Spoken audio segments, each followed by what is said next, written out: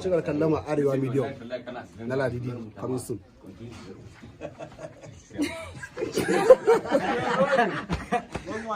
Silent. Haba baban Ladidi me ya zafi? Ya za ki ce me ya zafi? Ba ko muka yanzu fuskar shi duk shinge. Amma billahi allazi la ilaha illa huwa ce ya tafi da yunwa ba daɗin mu bane wallahi. Bane. Rolling. Arewa Medium. Wannan karan ma kaka ta dawo abinta.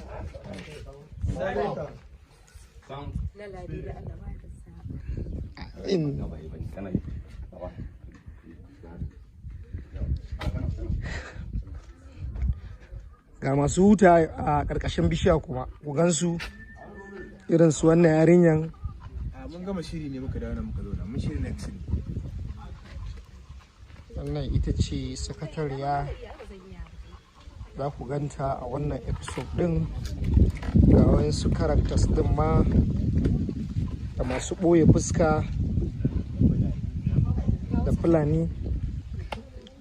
Ga wannan masoya a gindin bishiya su biyu, ɗaya ya yi wa dare abokinsa ya koma budurwar abokinsa, mun dai mun san ya ne, amma yanzu ita fidi da shi kenan dai tunda ba za su yi magana ba zan mu haɗa YouTube.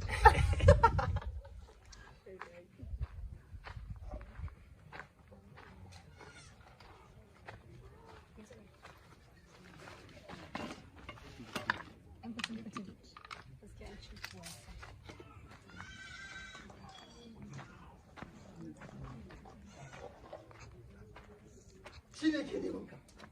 Wallahi ya zo da wani samfur na shigar ta kayan a iyaci. Shi ne ke neman kai ce ba shi ba kai. To amma ba wani dan wannan ne ai da ka bani a wajen kawai. Da ka bani mun taɗa a wajen. Yaro me ka tasa ne? Ka ko san waye dan allo? Ka san halin shi kuwa? A gaskiya baka san shirin da dan allo ya mata ba. Dan na san da ka sani ba za ka dawo. Gaskiya. Yanzu ina tunani nake da ko ga na yi shirin. Ba abin da za a yi kar ka fita yawo. Ka samu wani wuri ne ka buya. Ko ba gaskiya ba? Eh ka zo mu je ɗaki. Ɗakin ki kuma. Ɗakin. To in kun je wuce.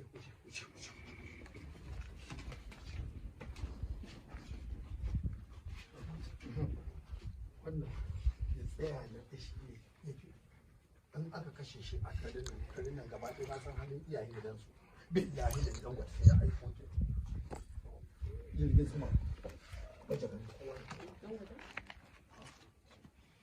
Ba ki ji bane abin ne. Ke wai abin za muke yin wannan abin ne? Baba, zan mun basa kofa sai ku duk hankalin ku da wani ka tsorace. Akwai kudi da bari su gama nan da. Okay. Shi ga wannan mai kuma kasarin. Okay. Dan Allah ne zo ka gani. Allah ne zo. Action.